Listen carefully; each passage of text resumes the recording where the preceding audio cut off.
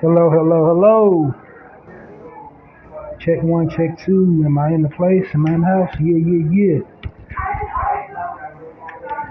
Welcome to a live edition of the Narrator podcast. And I'm your host, Halsey Allen. The Narrator podcast is the home of original people, positivity, reciprocity,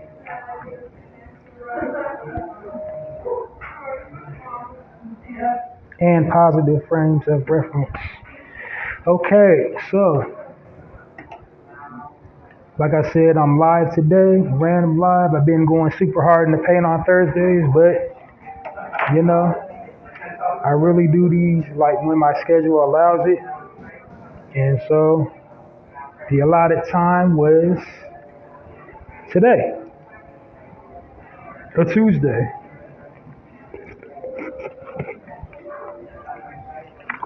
So we're almost there. Tomorrow is hump day. Welcome all my narrators.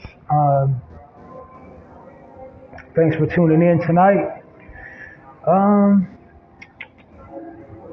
So before diving into the content, I want to just give a quick overview of my podcast platform, of my content to the new listeners, like I do all the time, people unfamiliar with my podcast and are curious about, what this is about and what I'm trying to accomplish here. So let's start at the tippy top before we dive into the content. Start at the name, narrative. Why'd I call it that? Why'd I name my podcast the Narrative Podcast? I named this podcast the Narrative Podcast because the media weaves a false narrative about original people and original culture. They do this to mainly, for profit, to sell news, because nobody sells news like our people. They promote and propagate negative stereotypes and focus the lens on the negative nuances within our culture. They want to try to, basically make us appear to be something that we're not to people outside of our culture. Like I said, to generate news, to also have people fear us and to keep us, out of the loop and away from certain resources. And also to keep dominant society in power by way of, media manipulation. So that's why they do it. I wanted to create a platform where basically, I'm celebrating our accomplishments and I'm putting us in a positive light. And my ultimate takeaway I want from my listeners is, the importance of why it's important to post positive content about our people and our culture online. So having said that, I think that's a good segue for my tagline. My tagline is the Narrative Podcast, changing the narrative one episode at a time by destroying negative stereotypes about original people and original culture. How do I destroy the negative stereotypes? I do that by providing positive frames of reference about original people and original culture. Because like I said, the media, people outside of our culture, they don't have positive frames of reference. They only are given just glimpses of us depicted in movies, music, television, literature. Speaking of literature, I'm gonna go off on a little side tangent before I just bring it on home. Um, I came across an interesting bit of information. So like TikTok is a real like popular medium. Like people share information and knowledge on TikTok. So I'm now years old. I can't ever say I'm a little embarrassed that I've never read the book, the original book, Charlie and the Chocolate Factory. Um, but somebody shared it on TikTok, and there was a young Caucasian lady, and so like the original novel, the Oompa Loompas were pygmy, were of the pygmy tribe in Africa. So, like I said, we're depicted negatively in film. We're depicted negatively in literature, magazines, that depict us in a negative light at any given turn. So I wanted to design a platform where I'm playing up, positive images of us. It's all about, it's basically like psychological warfare. They're getting people outside of our culture to view us a certain way, and they're getting us to view ourselves a certain way. Because that's why, within our culture, nowadays we're normalizing things that isn't normal. Like, they're slowly trying to break down our resistance and desensitize us to violence and desensitize us to, standards of living, making us accept things like, it's not normal for all original people to be, poor or just right at the poverty line. That's not normal. So we normalize that, and within our culture, we say, "Oh, that's hood. That's hood. That's gutter. That's gully. That's a black thing." And woo de woo. But we're nothing short of kings and queens, gods and goddesses, and that's what I'm trying to do here on my platform is to showcase and highlight that by bringing positive frames of references, and encouraging all my listeners also to use their platforms to share positive frames of reference about original people and original culture, because that's the media. That's how that machine thrives. They do all their analytics based on what you're posting online, your carbon footprint or what have you. This is what people. This is like what people judge you on these days, associate you with your personal values, your beliefs, your integrity, whatever, all based on what you're posting online. These Fortune 500 companies gather the data, and they create content, they create product based on what people are posting online. So when it comes to our people, just imagine, like if we're always posting gang culture, drug culture, pimp culture, whore culture, thought culture, F-boy culture. If we're posting all this negative stuff, they're going to keep on creating all these negative products and negative content to meet the demand, or what they think is the demand for that type of culture. So, i.e., this would explain all this. I try not to curse on my platform, but when it calls for it, it calls for it. So this explains all this shitty programming, television programming, all these shitty reality television shows depicting us in a negative light. All these movies, all this trash hip hop these days.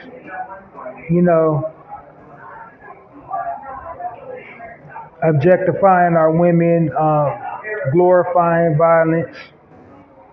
No articism, no integrity behind it these days. Well, let me back up. I don't like generalized statements. I think I broad stroked that a little bit. There are some artists that still with the articism, but it's so far few in between. It's like really hard to get somebody that's really about the art form. Listen to somebody that's really about the art form these days, because everybody's trying to get to the bag. And the bag is, to go with the wave, to go with the violence, to go with the, the glamorization of, a certain lifestyle. It's really bad for the young ladies in hip hop because they basically have to get butt naked to sell a record. They have to be butt naked on an album cover.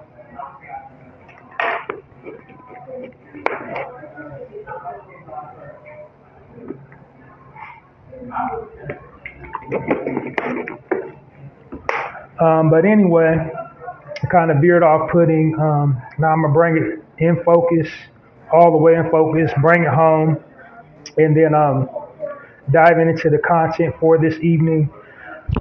So basically, let me just break it down like this. I noticed you noticed I was saying the word original a lot. On my platform, I refer to our people as original people versus black. Because, we were here 5,000 years before pretty much everybody on this planet. And we originated a whole lot of things. Among the things that we originated was the written word and the spoken word. And in early civilization, when we created the word black, it was something positive. It symbolized, being regal, wealth, health, financial wealth, health, opulence, beauty, just all positive things were associated with the word black in early civilization. But over time, people that didn't look like us, they took that word and flipped the narrative and defiled it and made it mean something dirty and something foul. So like these days when you go into a dictionary and look at the word black and how it's used, you will notice it got all negative connotations surrounding it. It'll have words like, black, dirty, gloomy, desolate, calamitous,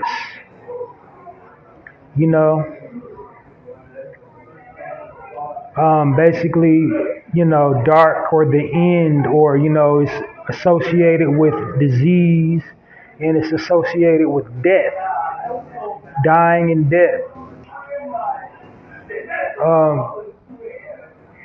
And also evil. Black is also associated with evil, darkness, wickedness, that filth. That's what the word black, these people, these colonizers did to this word. It was once, righteous, how they, took and flipped that narrative on that. But before they get to all that negativity and all those negative words, they go out of their way to denote, origin. This is the only color in the dictionary that denotes origin. It'll start off by saying, dark-skinned people are people possessing a dark pigmentation, Aboriginal people descending or coming from Africa. And then it'll go on to all these negative nouns, pronouns, adjectives, example sentences in which to describe how to use the word black. And they're all negative. You can pull out your device right now and look it up. And then also go and look up the word white. And you will see it's just the complete opposite. Everything is positive. Everything is holy and pure and pristine. You see? The psychological programming. It's what they want to do to your subconscious. This is what they pretty much have succeeded in doing to our subconscious. If you look at our condition here and in America, in America and abroad, you will see, the way we're living, how we're carrying and conducting ourselves. We're acting out, their definition of the word black, not our original definition of the word black. You see, their definition is ingrained into us. So, but if you look in that same dictionary and look at the word original, there's no negative connotation surrounding the word original. There's nothing negative. Original basically hints at the beginning, the original, the first. And in many cases, the first often is the best. So not saying we're superior to anybody, not saying we're better than anybody, but we're definitely first. We were here first on this planet. We were originally located in every part of the globe. And contrary to all unpopular belief, we didn't get to all these places via slave boats, especially here in the Americas. While slavery did happen, it was a real thing. It's open for debate how many years it actually was in existence. Like how many trips did they actually take to Africa to bring slaves to America and in other places. But factual fact, we was already here in America. We was already here on the continent of Asia. We was already over in Canada. We was already up in Europe. Fun fact, our presence in Europe, we actually taught them how to build castles.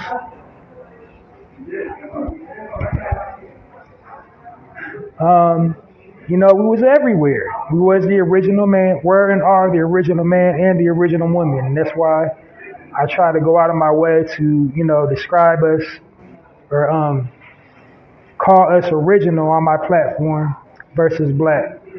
If you're comfortable with the original definition of black, then by all means, keep on referring to yourself as black. Keep calling yourself black. I'm not trying to argue with nobody. I'm not trying to debate nobody.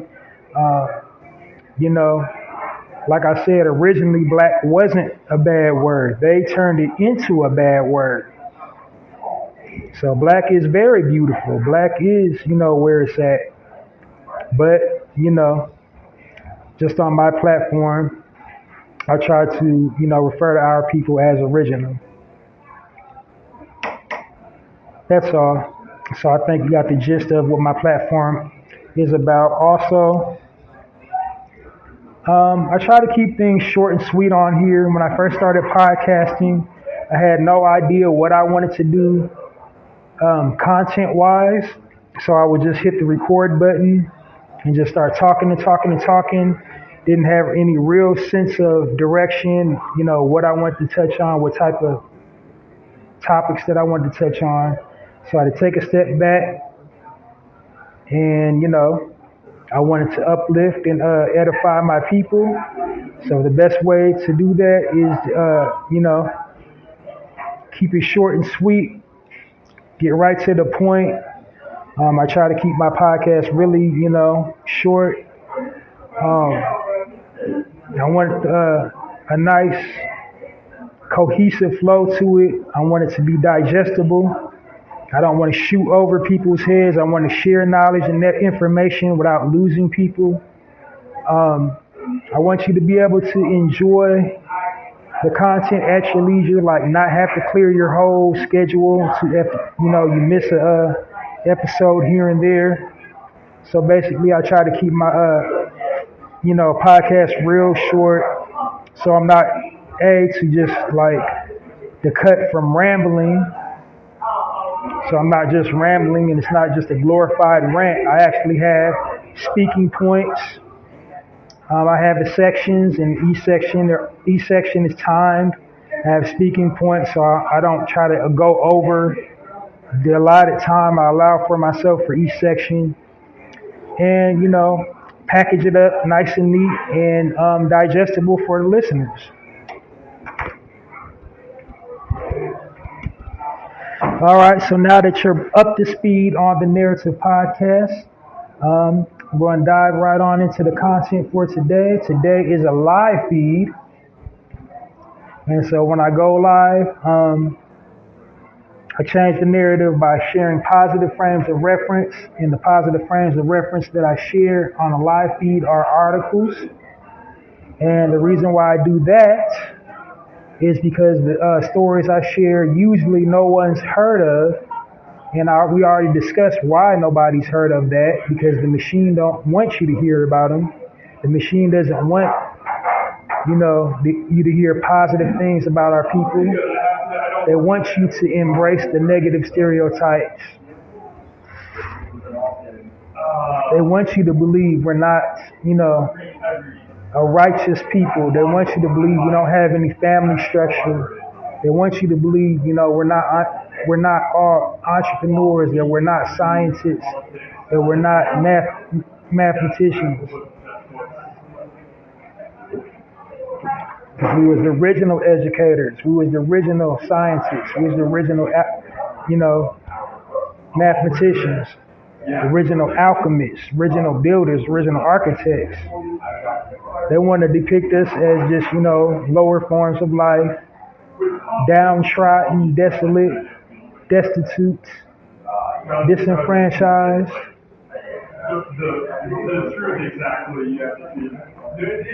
So, when I go live, I share motivational and inspiring stories, uplifting, things of that nature. Just showcasing and highlighting our natural essence, basically. And then after the articles, I deliver some commentary, and then also, brief my new listeners over my format for a full episode of the Narrator podcast, how that goes. I do my full episodes every single weekend, but I go live just super randomly whenever. It's usually been like Thursdays for the last 3 or 4 months, but it's whenever.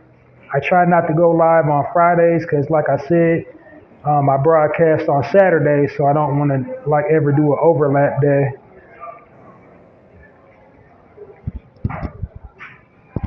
But anyway, before I dive into the content, just one small request. Download this episode of the Narrator Podcast and our previously recorded episodes of the Narrator Podcast wherever you get your podcast from. That's how I pay the bills.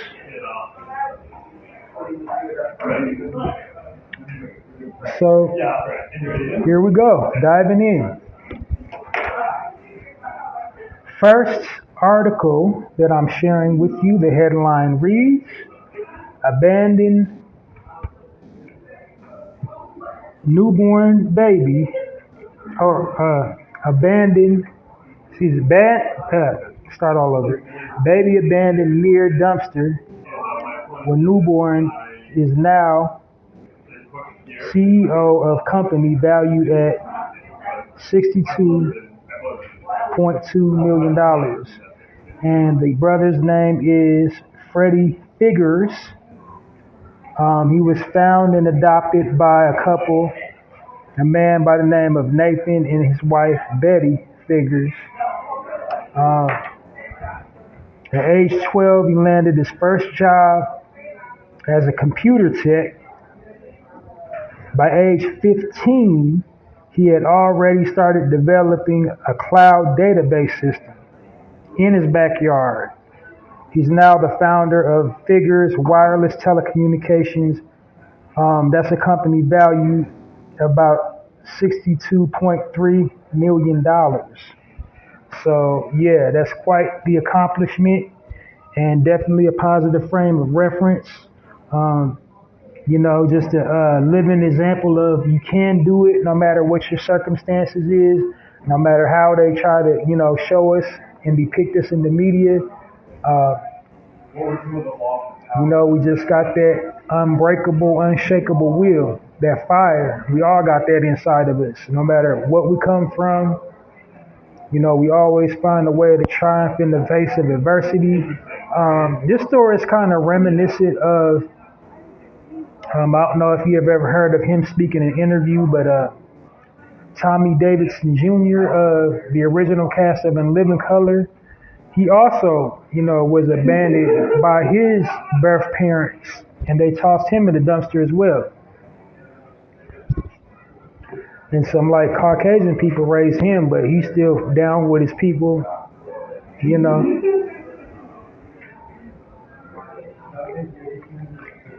So like, lesson here, don't ever give up. Don't ever settle for less. Don't listen to nobody tell you what you can and cannot do. Stay on your path like this young brother did. So we're going to give a warm Narrative Podcast round of applause for Freddie Figures.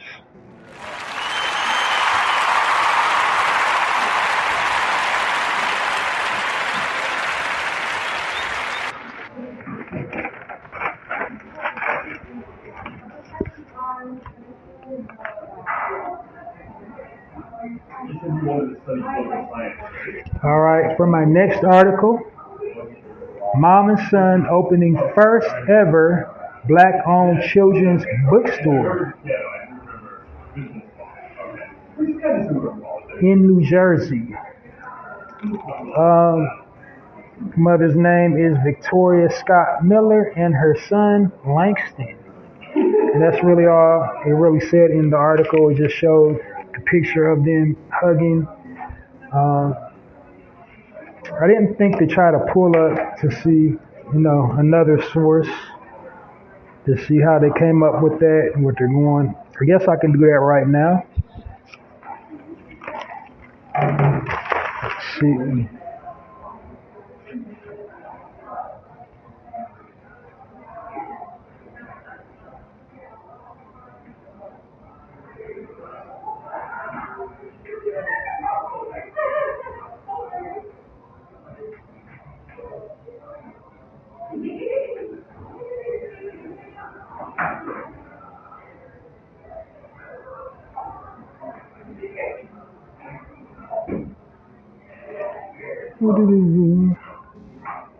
It's called the Liberation Station Bookstore. And I had it all wrong. Sometimes I can't read my own handwriting. When I take my notes, I said New Jersey. I guess that was a C. I'm thinking it was a J. So, yeah, North Carolina. It's the Liberation Station Bookstore in Raleigh, North Carolina. And, yeah. I'm going to punch up the full article in this other source. North Carolina.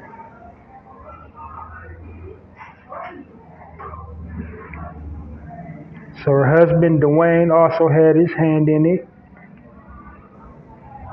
And their other son, Emerson.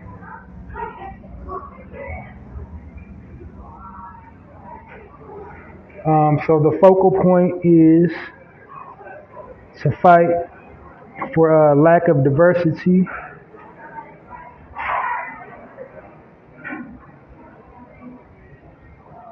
Fight for lack of diversity in literature. That's the main character's plot. The Liberation Station was established in 2019.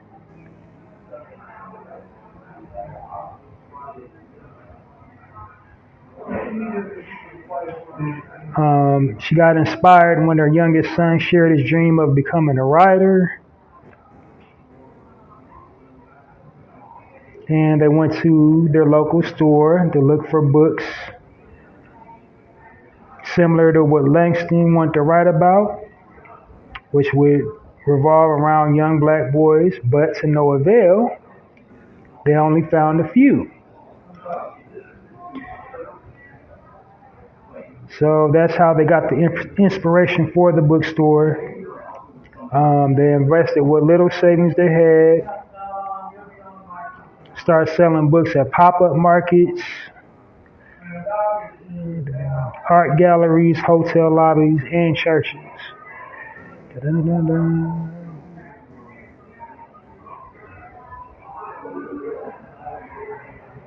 They made $15,000 in the first year, and this was during the pandemic.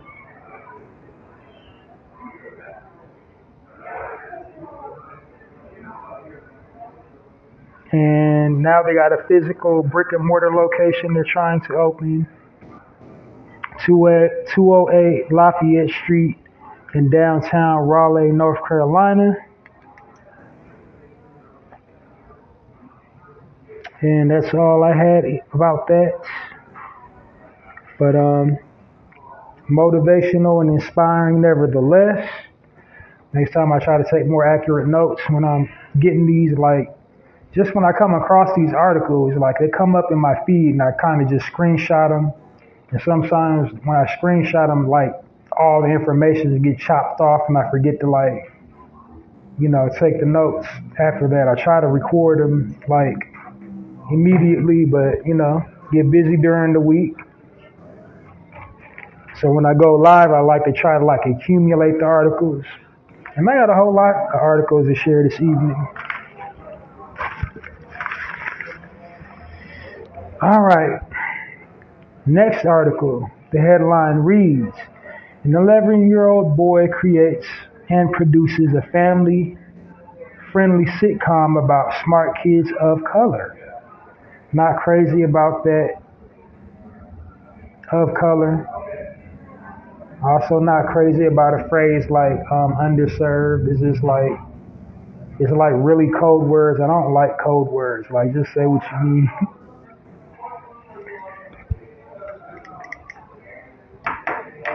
But anyway, that's just me kind of nitpicking. Meet Nicholas Brumah, Bumah.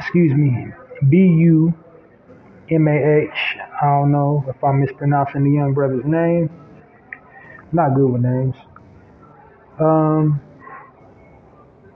He's a creative genius. The name of his sitcom is called Nick's House. It's about a 10-year-old boy who runs his own business outside of his parents' home. Hollywood producer Lamont Farewell directed the pilot, helped direct the first pilot episode. I don't know why I said the first, like that's what pilot means, the first, but yeah.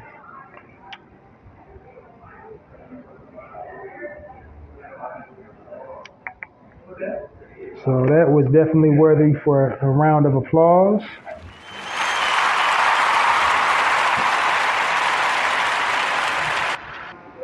"11 years old, got inspired. He wanted to see more positive images. He's only 11 years old, changing the narrative. This is what I'm trying to inspire my listeners to do. Change the narrative. Change the way, we're depicted. This is why I call my listening audience my narrators. We all have the ability to change the narrative by basically just as small as just sharing, positive content on our social media platforms. Like, we can narrate our own stories. That's why I call my target audience my narrators. I want us to narrate our own stories online. You dig? Like tell our own stories. Because the media, like, if history ain't taught us nothing, it's taught us that, if you don't tell your own stories, you'll have your stories told for you. And that's precisely what's going on right now in the age we're living in. They're telling our stories inaccurately. And it's up to us to tell our stories correctly.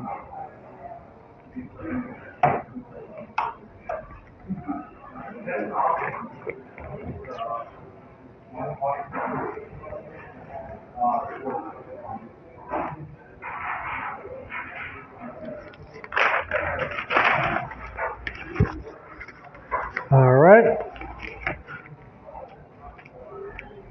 Oh, yeah, and I forgot to clap it up for the other. for the other two, Freddie Figure and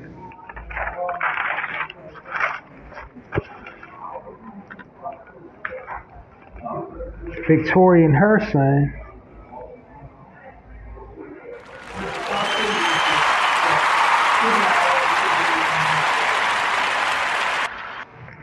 It's a love fest over here on this podcast. It's all love over here. You know, this is a good platform, positivity. I don't do engage in no negativity. I don't do gossip and mudslinging. Like, there's plenty of other sources for that. I don't try to, drag a brother or sister's name through the mud. Now, I do tell the truth. Like, if a brother or sister, they occupying a public platform and they're doing something in the eye of the public to have us all looking and sounding crazy, I will sound off on that. But other than that, no negativity over here.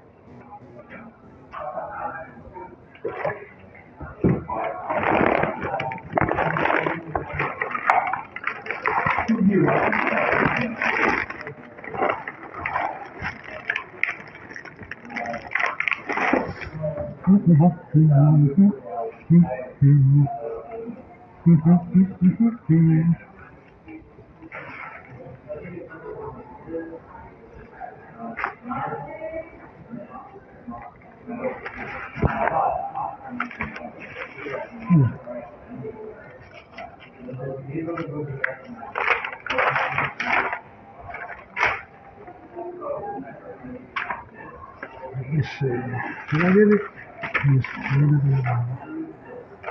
All right. Next article, the headline reads, HBCU president made history and opened the first ever black-owned footwear factory in the U.S. And the brother's name is Dr. Dwayne Edwards, founder and CEO of a shoe brand titled GEMS, Jems. So I think it's the acronym for something. So let me punch that up and try to get that to see if it's an acronym for something or it's just called GEMS.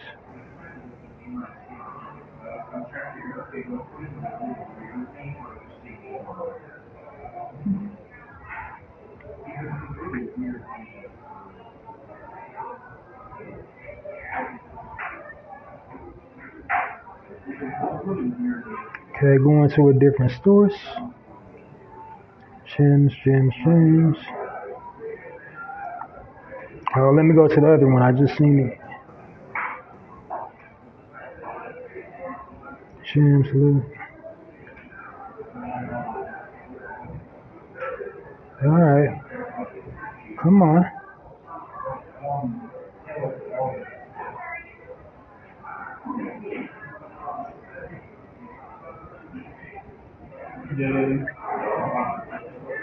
They're kind of hard too. I went to the website. So the website is www.liveshoes.com, and it's got the acronym, but I'm trying to see what it stands for, what the GEM stands for.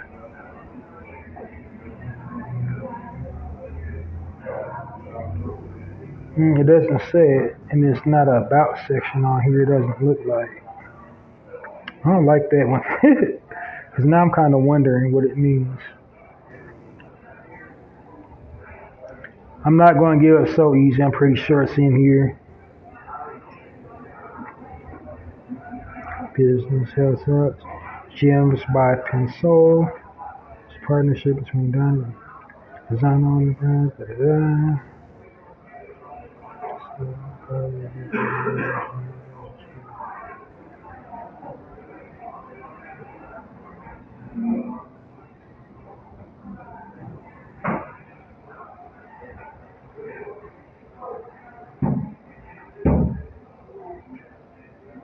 It still doesn't say what the acronym is. It's saying everything.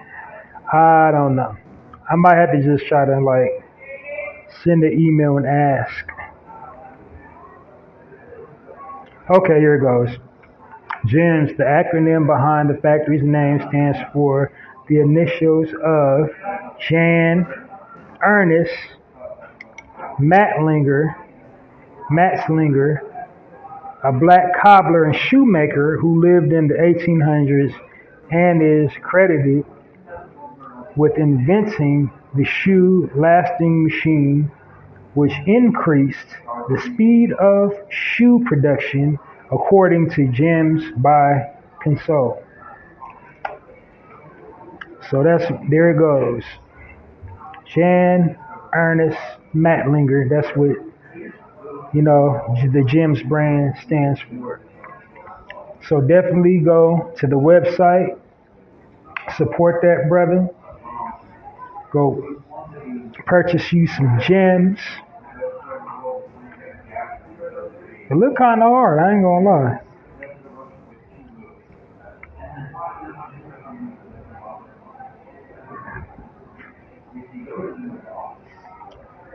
Like if you can bust some forces, you can bust some gems.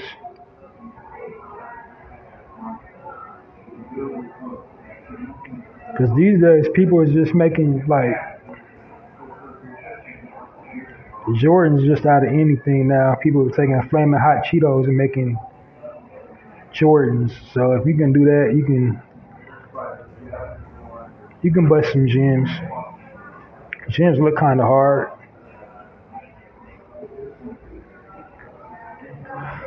If you can wear some Yeezys, you can wear some gems.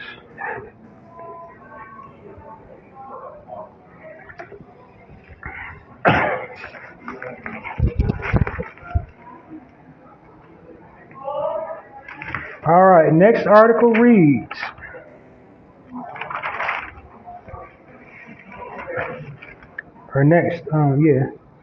next article, the headline reads, high school golf team of all black players become the first to win state championship. And these students hail from the Charles R. Drew Public Charter School's varsity boys golf team in Atlanta. It's an all-black golf club with all-black players and all-black coaching staff. And that was really kind of it. The article didn't go into a whole lot of specifics about the program. I didn't look for any specifics. Like I said, when these articles just pop up in my feed, I screenshot them. I try to take notes. But that was definitely noteworthy and something to share. Anything getting our children active and off that couch, outside exercising, and golf is, kind of an underrated sport. But you do have to have coordination, and you do have to, have hand-eye coordination. You also have to use your mind, angles and such, know where to hit the ball, like how much force to put behind the ball. And you really got to keep your body in peak physical shape to play golf as well, because you can injure yourself really bad in golf. Like you can tear something if you swing the club too hard. Like tear a rotary cup or whatever it's called in your shoulder.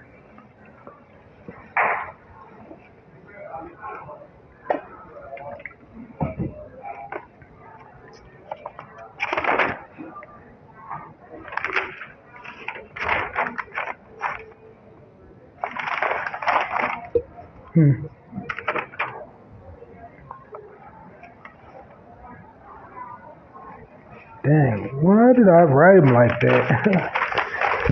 Okay, I got my notes just all willy-nilly. I wrote them not out of order, out of sequence.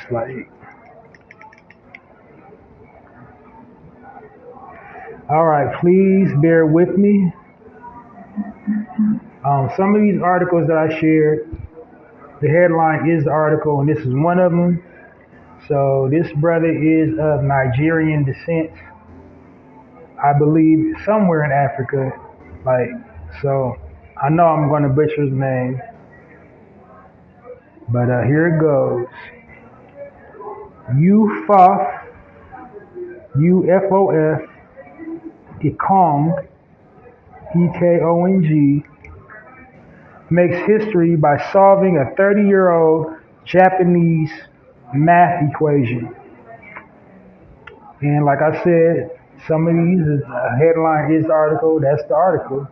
The picture showed him, holding up the award they gave him for solving the math equation. It's not so shocking to me that a brother solved a supposedly, I'm doing air quotes, supposedly unsolvable equation. How can it be impossible for a descendant of the people that created mathematics? Huh? And let's talk about it. Let's talk about it all the way. We were the original man. We was already on the continent of Asia. We the Asiatic black man. We was already on the continent of Asia. We were the original Japanese, original Chinese, original Koreans.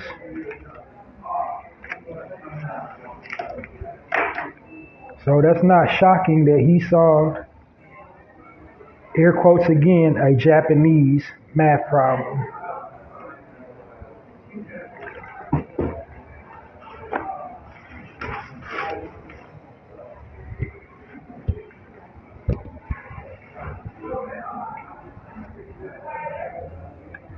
All right, next article. It feels like I covered this one before, but I don't know, because these brothers stayed doing positive things. It might have been something different, but it feels like I did before. But here we go.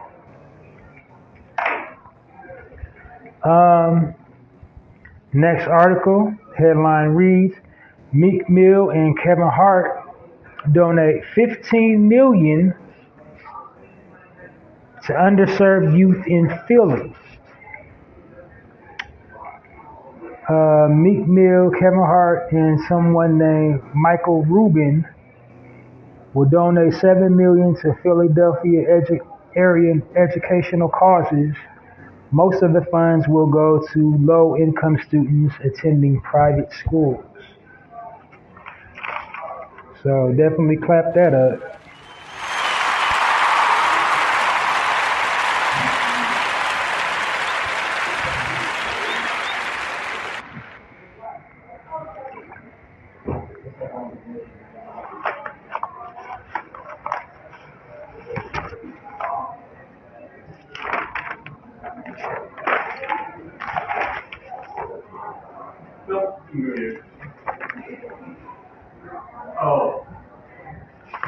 All right, next article headline reads, former homeless student graduates from Georgetown University. And the sister's name is Ramisha Melson. I never heard of someone named Melson. It almost seems like it's a typo, but that's her name, Melson. I heard of Nelson with an N, but this is Melson with an M.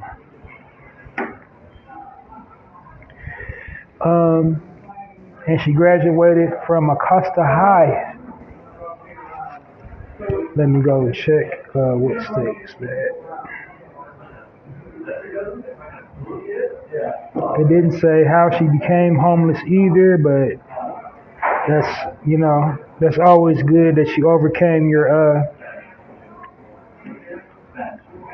obstacles, triumphed in the face of adversity, especially at that age, because kids are cruel, man. So if they found out that she didn't have her own crib, her family didn't have a home, I know she got teased like mad.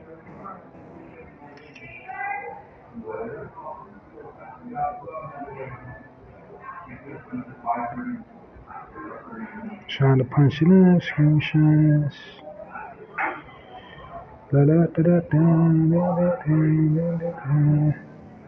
Oh, I'm on the wrong thing.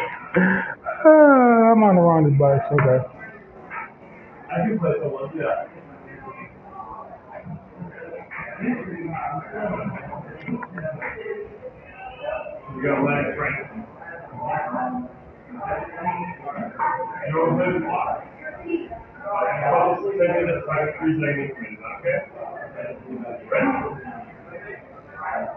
No, I didn't say. No, I didn't say what state. But yeah.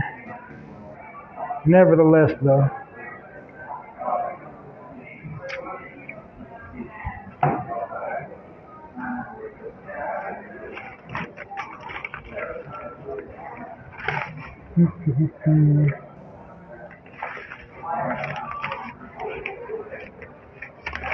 All right. On to my last article for this evening. Save the best for last. I'm gonna try to find this brother's name out because I didn't take it in the notes. So just bear with me 1 second.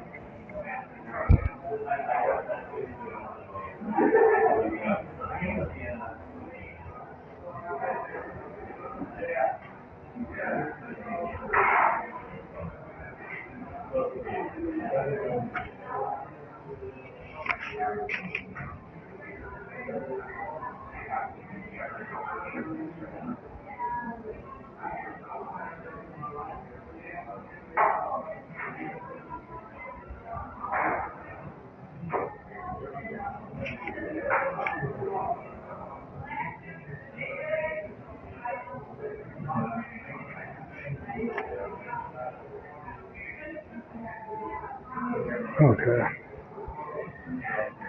All right. So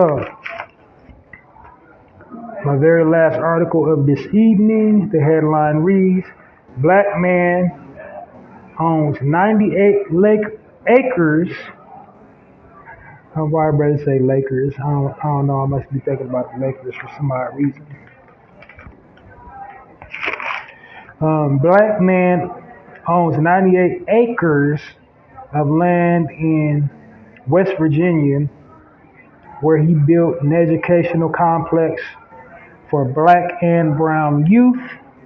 And the brother's name is, I just had it, Robert Hoffman.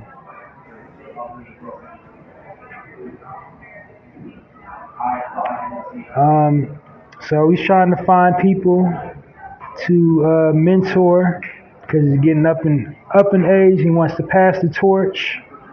So he's looking for other educators and somebody to take it over. But says he started his journey in the 1990s.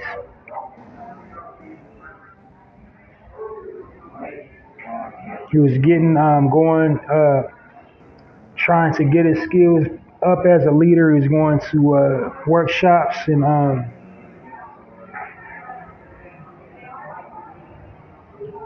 consulting leadership and diversity, ethics in the corporate sector.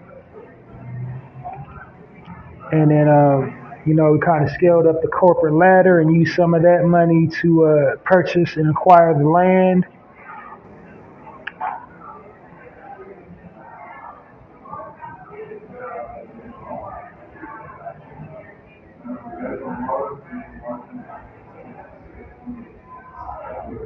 He said, one of his famous quotes,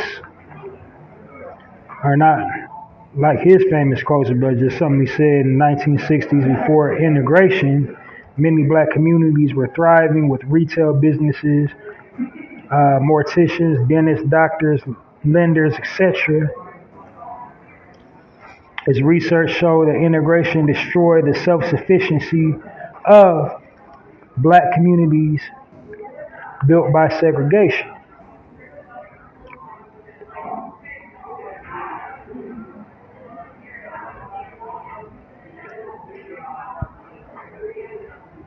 He was part owner of an African clothing store in the 2000s, early 2000s, in the District of Columbia,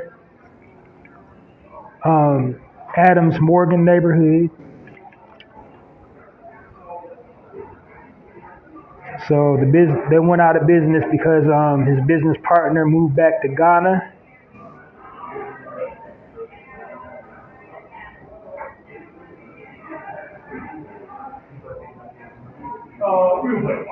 But his business partner also helped him buy 86 acres of land in Ghana. 12 acres ran across the river of the soil. They used it to grow cacao. And the motivation behind that was to, help farmers during the pandemic. He wanted to make chocolate.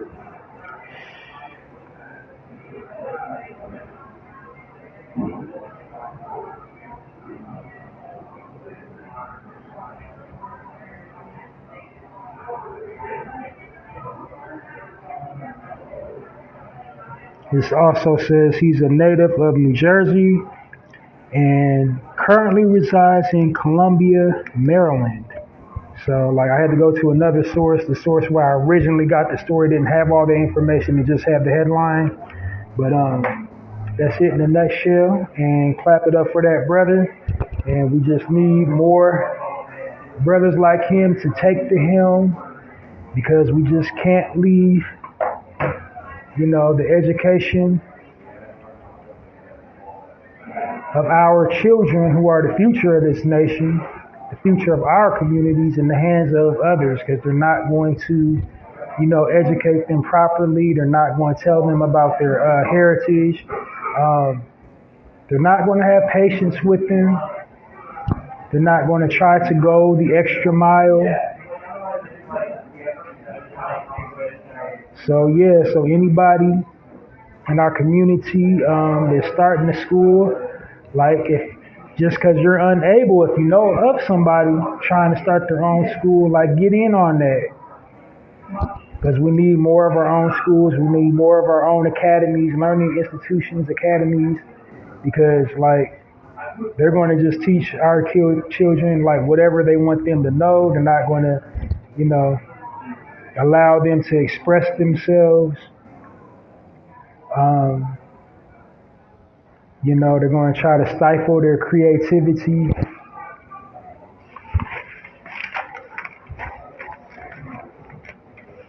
Well, that's it, and that's all with the articles. And now for my commentary, let's see what's going on in the news. I usually already have a topic, ready, but not really. I'm going to just see what's going on out here on these streets and then just give my spiel.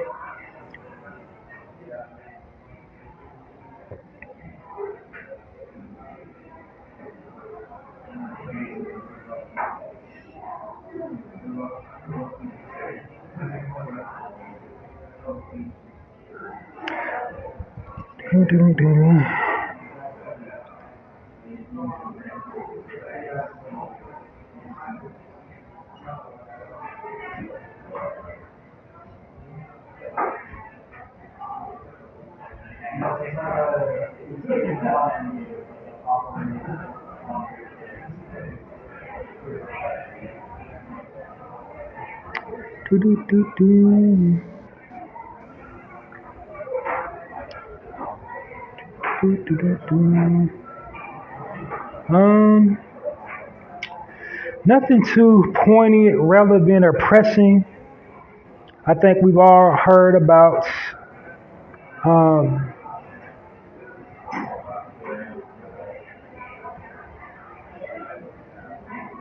all the headlines lately. Our brother Harry Belafonte, he just passed. I think I already said that in my full episode over the weekend. His passing. I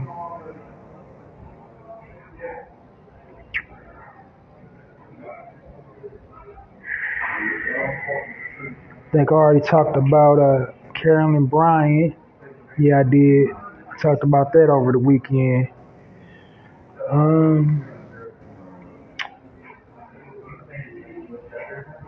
What else is going on here? Something we should know about.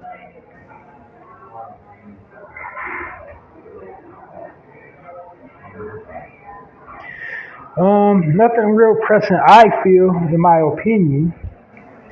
But, as they say, when it's in your spirit, and my spirit is telling me to convey the message of staying strong. Because what I am noticing, I'm noticing a trend online. There's a whole lot of fear mongering going on. People are capitalizing off of stoking fears. Like a whole lot of content creators are using, new events to like stoke fears and sell, to sell their products, to sell their webinars, and it just ain't right. And unfortunately, most of these content creators are in our community trying to take advantage of things to come that may come. Emphasis on may.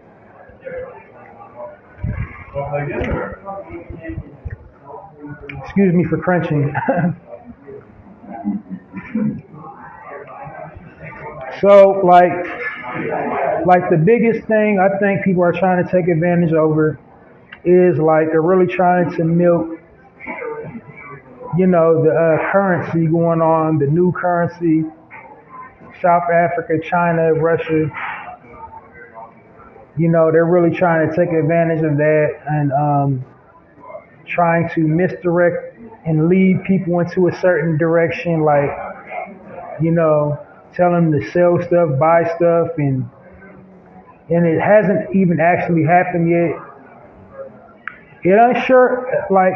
Rest assured it will happen, but trust and believe America is not going to, kill over on its side when it does. So if it's happening, trust and believe our government is the one that made it happen, is the driving force behind it happening. Just little do we know. They're always like 2 steps and 3 steps ahead of everybody. So in this new form of currency, that's going to like plunge the US dollar, make it, worthless, absolutely worthless in markets. Like they already got a contingency plan in place. They're the ones that's making it. Because first of all, our paper money was never worth nothing anyway. That's first and foremost. The US dollar's never been worth nothing. I mean, like on a global scale, like the euro and the yen has always rivaled the US dollar. And for a time, even the ruble was more than the US dollar. So the fact that they're like trying to drive us out the market, that's not news. This is just common knowledge. So said all that to say, don't sit up here and lose your mind and make unwise investments and hopping on trends because people are online trying to stoke fears and line their pockets selling webinars. And like I said, it's a shame it's mostly in our community, and it's the same people all the time if you pay attention, because they'll do a webinar and then get people to like invest in the class, and then like soon as they do it, it's almost not even a week goes by, they'll post they'll post a fake page and like, don't send money to this page, this is not me, this person's not me, scam alert, but it is them. They're the one that created the fake page, little do you know.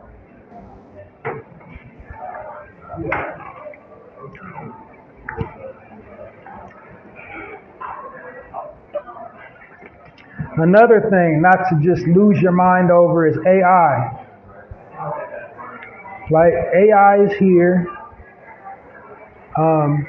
You do need to know about AI. So unless you plan on living off the grid, going natural, which is not a bad idea. Like, living off natural, clean energy, definitely doable, you know. Because, like, what was we doing before all this technology? Like, what was we doing before the cell phone? Like, we had a landline, right? That was cool. What was we doing before the internet? You know? So it's not impossible to live without technology. But AI, if you're going to live in this modern world, you need to know about it. But AI is just not going to take over job markets. It's not going to phase out jobs anytime soon. It's like people are showing these little clips on their pages, like showing a little robot doing at Amazon, like doing the warehouse job. And then we got these little robot servers in restaurants. And what I got to say about that, just the nail in the coffin, is like, who designs technology? Man. Man creates computers. Man creates technology. Man is flawed. So ergo, if man is infallible, doesn't it stand to reason that technology is also will not also be infallible? Like, man is not perfect. So you think we're going to design machines that's going to be perfect? Like, how many times have you ever gone somewhere in, like, any store, a store or something, machines down, this is down, that's down. So therefore, like, AI is just not going to just take over like that. Because you need, like, human beings to input the data, to maintain the robots, to maintain the AI programming, fix it when it's broken, and it will break. Because man designed it, and man's not perfect, so therefore the machine's not going to be perfect. It's a little thing called glitches. There's all kind of glitches in electrical systems, in computers, encoded in the software.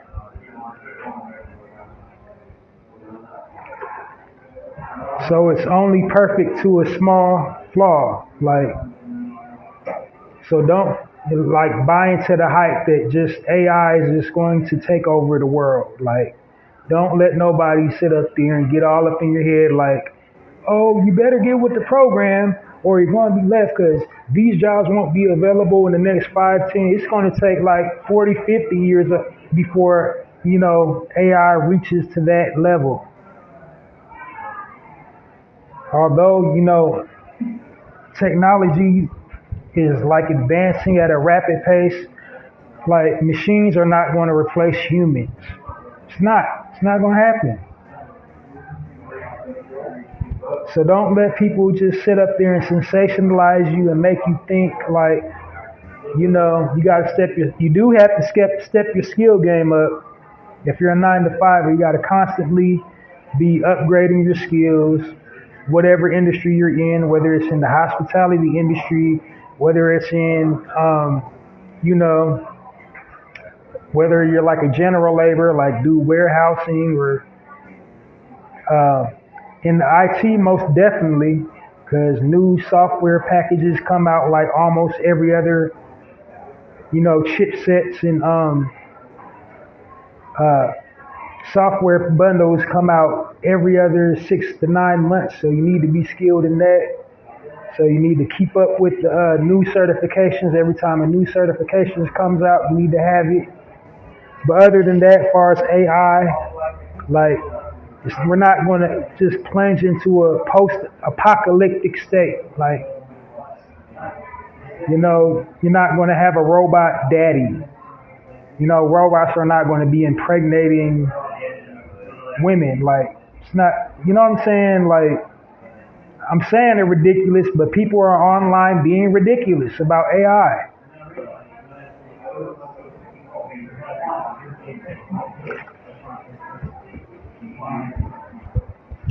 So that's my point. I guess I'm trying to make. Don't let yourself be misdirected in a direction because somebody wants to get online, hype stuff up, and make it more severe than what it really is, all in the name to, line their pockets with a profit.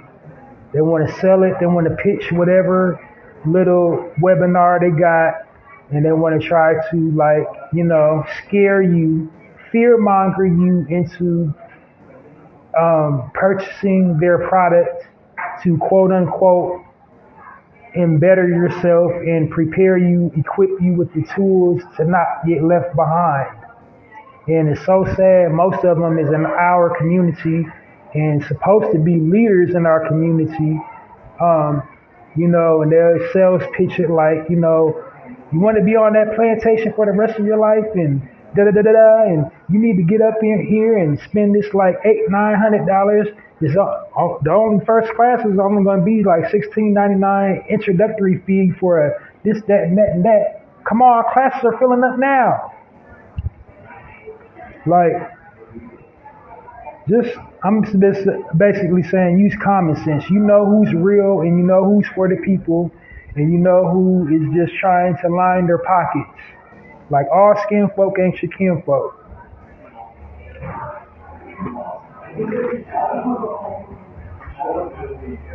Because there's a whole lot of just dirtbags trying to really profit off the AI and really profit off of this new currency that's supposed to be happening soon. And it's just, it's a whole lot of fear mongering going on. So definitely don't let the other man stoke fear, and definitely don't let your brother, supposed to be brother man, stoke fears and have you making a decision that will affect your life in a negative way. So that's all I got for my commentary this evening. So the only thing left is to give you a quick run through for my normal format. I broadcast every single weekend, so let's get at it, which you will be, in store for when I know you're going to tune in this weekend. So first and foremost, let's start it. Let's get at it. So here's the narrative podcast full format in its entirety on a full broadcast day. First, I start off with my promo section. The promo section is designed to basically promote businesses, products or service owned and operated by original people. I'm giving them the platform to reach out to me to promote their business, product, or service. I'm not going to tell you here on this live edition. You can go listen to episode 208 of the Narrator podcast to see, if you are a business owner and you would like to, promote your business, product, or service, how to get in touch with me, and I'll give you some free promotion on my platform. And then the next section of the Narrative Podcast is my contest section. And in my contest section, what I'm doing is I'm promoting contests to incentivize listener participation, by offering a prize for participating in the platform's content. And the topic I got for my contest section is share your most recent shopping while black experience. And for that, I'm going to give you a bulk supply of your favorite snack. The prizes will get better as my platform grows. I'm trying to get sponsors now, so I'll be able to give you more lavish prizes, but for now, that's what I can afford to do. I can afford to give you a bulk supply of your favorite snack. And like I said, listen to episode 208 to find out how to enter the Chew On This contest. Um, and after that section, my next section is the highlight section. And the highlight section is really the jumping off point of the podcast. But in the highlight section, what I'm doing is I'm highlighting businesses owned and operated by original people. And the purpose of me doing that is to, instill on my listening audience the importance of supporting our own. Because while we are due reparations, we must support our own. So in this section, I'm giving you some businesses to support. Also, the purpose of that section is to provide positive frames of reference about entrepreneurship, because we don't get many positive frames of reference about entrepreneurship. Like we don't get reality television shows about entrepreneurs in our community, providing a service and taking care of the community. We don't get that. I mean, the ones we do, the entrepreneurs we do have on television, when they have their reality shows, the dysfunction overshadows that aspect of it. It gets drowned out that the original person owns their own business with the drama, with the back and forth, the name calling, and the physical fighting on camera. So like just for example, I'm not picking on nobody, but Housewives of Atlanta is like beautiful sisters, all earning like 6 figures or more, and what they doing on camera. They calling each other out their name, they fist fighting on camera and acting unladylike.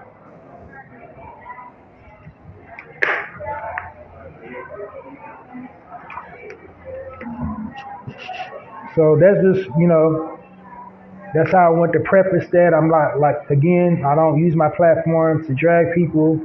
I just had to submit my point I was making about why I'm doing the highlight section is just to give you a positive frame of reference about entrepreneurs, the types of businesses that I highlight also.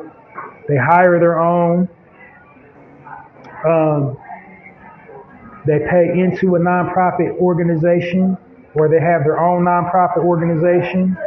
And they also do community outreach. They do stuff for the community.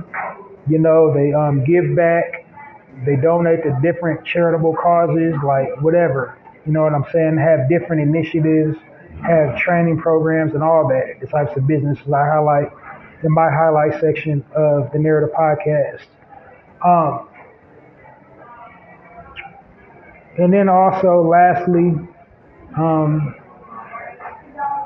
want the experience that I'm trying to create in the highlight section on the Narrator podcast is the evolution, or not evolutionary, I don't like that word, progressive, the progression of being an entrepreneur. See, I try to walk you from their beginning stages all the way up into the thriving business that they are now. Like how they came up with the name, the year they got established, challenges they faced along the way, how, if they got a physical address, their brick and mortar address, I give you that. Special ordering directions if their business is online, all that. I try to walk you through the entire process of being an entrepreneur in the highlight section. And then the last bit of information about the highlight section is they align up with the theme, and this month's theme is the season of spring. So businesses that kind of are reflective of the season. Like the first thing that comes to mind when you think about spring. Those are the types of businesses I'll be highlighting this month. Next, after the highlight section, is the spotlight section. And in the spotlight section, what I'm doing is I'm spotlighting prominent people in our community. Prominent figures in our community. It's usually in the entertainment industry, usually like actors, actresses, entertainers, athletes, comedians, public figures. I've also highlighted or spotlighted, uh, religious leaders as well. Pretty much anybody in the eye of the public with a polarizing platform representing us in a positive way, either,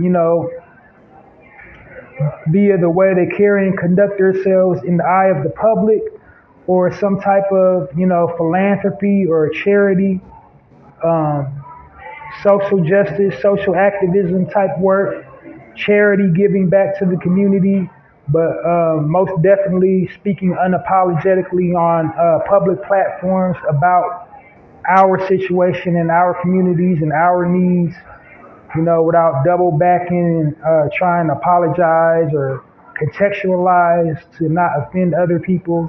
They're just telling the real in public, just being unapologetically original, aka unapologetically black. So those are the people that I spotlight in the spotlight section. And to my own credit, I created the way for spotlighting.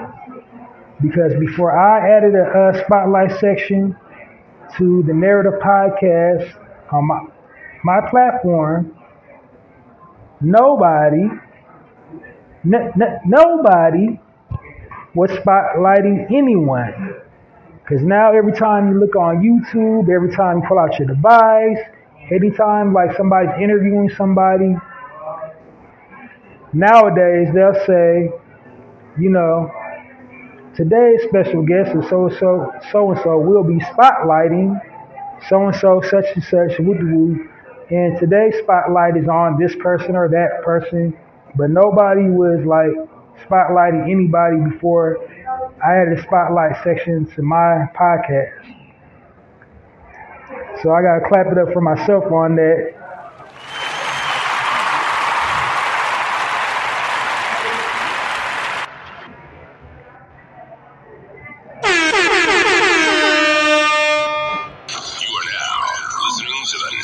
Podcast with Halsey Allen. The Narrative Podcast is changing the narrative one episode at a time. And it is. It's changing the narrative one episode at a time. I'm causing ripples on these digital streets because even if don't nobody just vocally come out and say they listen to the Narrative Podcast, it's a trail of breadcrumbs as long as, 8 football fields that they listen to my platform because like all my nuances that I say on here and my delivery and definitely the spotlighting all kind of get like bought up in different people's feeds, like all my speech and the way my diction and like all my little nuances always somehow somebody always like alludes to their listening to my podcast.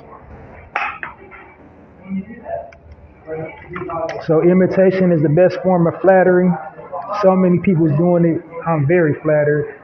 Not for nothing. I did it to create the healthy habit of saying something nice about your brother or sister online, because we're the only people that denigrate each other and drag each other through the mud and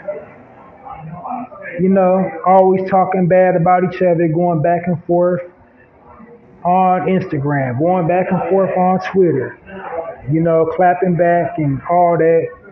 And so I wanted to just create the healthy habit of just saying something nice about your brother or sister, celebrating their accomplishments. So don't ever get it twisted. It's not a clout chase thing. It's just like, it's an enough is enough thing. Like, we just wake up hating. Like, we just, you know what I mean? Like, the depiction of us online is just us at each other's throats and like, when's it ever going to stop? Because nobody else does that. Like, when the last time you seen 2 Spanish celebrities clapping back at each other online?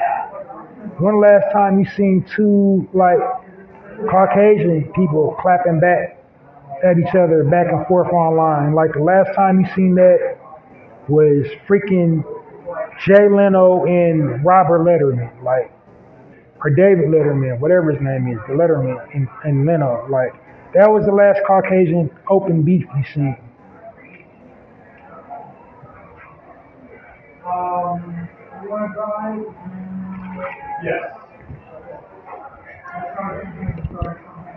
But yeah, we're the only people to do that, and so I just want to try to do my part to create the healthy habit of celebrating our accomplishments and just,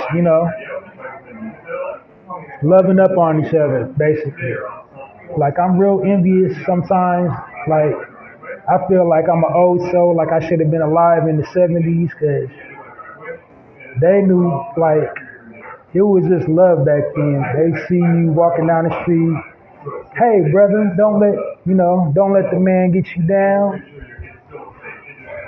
I think they're saying back then was, don't let the BS get to you. And that's what we need to adapt modern day, because we're all fighting the same war, but instead we're shooting each other instead of shooting the other.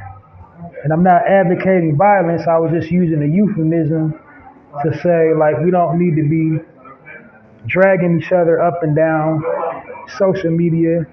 We don't need to be banging on each other on these little podcast shows. Like, we don't need to be getting all up in each other's faces, having all these heated moments. Like, we need to be strategizing, organizing, and mobilizing.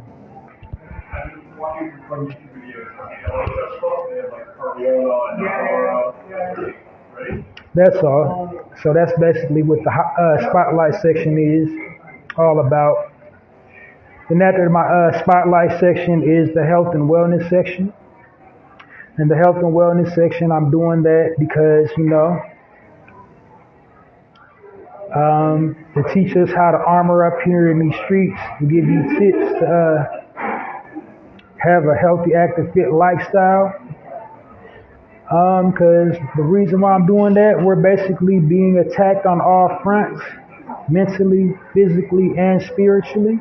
So the tips I give in the health and wellness section is how to armor up physically, mentally, and spiritually. And the types of tips you might hear in the health and wellness section on a Narrator podcast is like, usually if it's like something physical, like the health benefits of a vegetable, fruit, plant, herb extract, that you can ingest or use topically to help you, to aid you with your vitality and health. Things you can do to keep your mental health intact.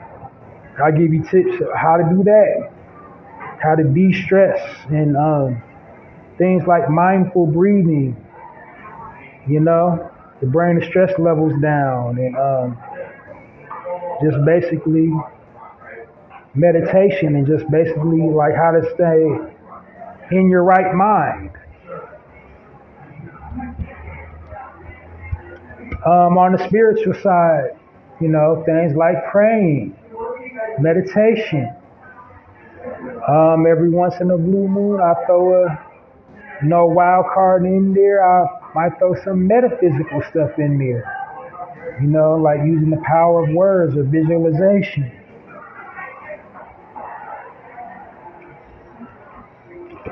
But definitely, tips just to have you armored up in these streets, because we are being attacked in all these areas, mentally, physically, and spiritually. Economically too, but I think, you can do your own due diligence on that. Cause like I'm working on that myself. Like, but yeah, I'm by no stretch a guru, but it's definitely been working for me. Don't want to lead nobody astray, but kind of know what I'm talking about.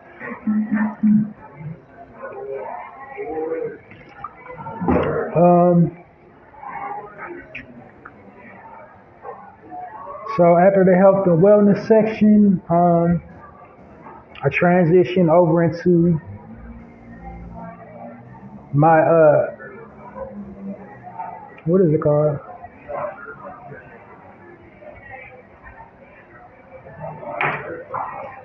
Point of the day, or yeah.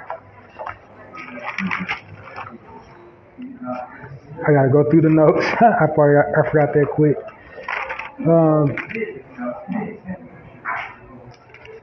Just basically like current news. I think I call it my speaking point of the day. Yeah, speaking point of the day. And then it's just basically like current news, breaking news, whether around the world or specifically within our community. I just delivered commentary on that because basically the media have us looking and sounding crazy, and we get, that's me just basically controlling the narrative. Because as I said, if we don't tell our stories will be told for us. So, that's me taking the extra step to tell our stories in an accurate manner. Telling whatever happened from our perspective, whether it's world news or something specifically in our community concerning one of us.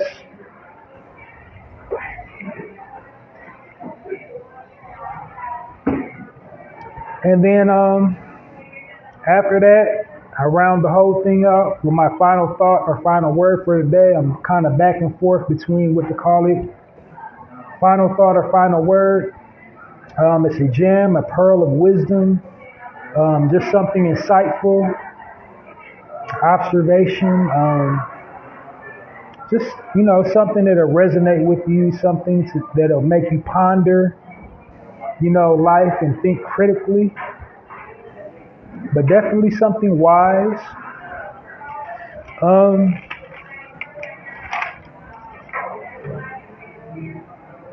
That's what the, final thought or the final words, just something that resonate with you. And that's it, and that's all. That's the Narrative podcast experience in its entirety. So join me this weekend to experience it. And I know you will. Tell a friend to tell a friend to tune in to the Narrative podcast full episode this weekend. My lives are super duper random. Mostly. I've been doing, like I said, mostly on Thursdays. But usually Monday through Thursday, I don't know which days. It's just whenever I get free time. So to avoid missing me when I go live, you can follow me on YouTube, Halsey Allen. My platform uploads directly to YouTube. You can subscribe to my YouTube channel, Halsey Allen. Hit the notification bell. Hit the subscription and notification bell. That way you will never miss me when I'm doing a live upload of the Narrative podcast. And then also follow me on Twitter, Halsey Allen. You will never miss me when I'm doing a live upload. What else I got going on? Oh yeah. I wrote a book of poetry titled The Black Card. So if you have not purchased it yet, please go online to the Poetizer bookstore and purchase you a copy of The Black Card on poetizer.com in the Poetizer bookstore. The Black Card. It's 30 insightful poems. It's really just a small window into our culture, everything we experience as a people, positive and negative. Our complete experience, 30 real insightful, witty poems. It would make a great conversation piece, a really good coffee table read or travel book. You can read it on the plane, or if you're vacationing on the beach, chilling, just like curl up in the corner somewhere. Really, really good, creative. Go purchase it. Poetizer.com in the Poetizer bookstore. The Black Card. Purchase it or get your Black Card revoked. All right, and then lastly, I got a personal poetry blog on blogger.com called Halsey's Poetry Corner.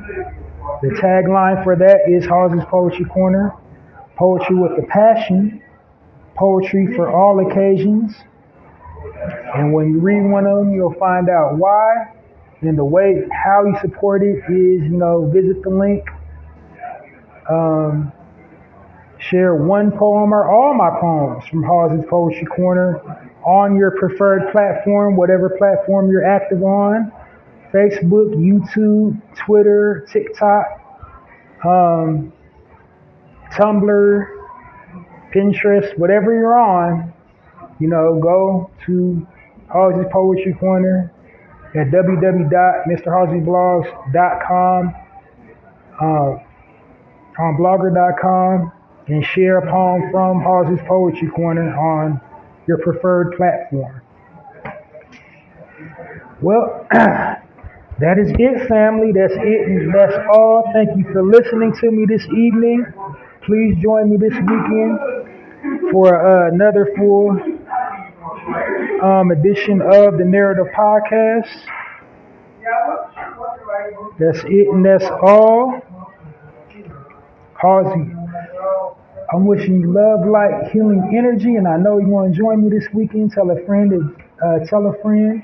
Remember to download this episode and our previously recorded episode of the Narrative Podcast. That's it, and that's all. I'm out of here like last year. Halsey Allen in the Narrative Podcast, signing off. And it's like that.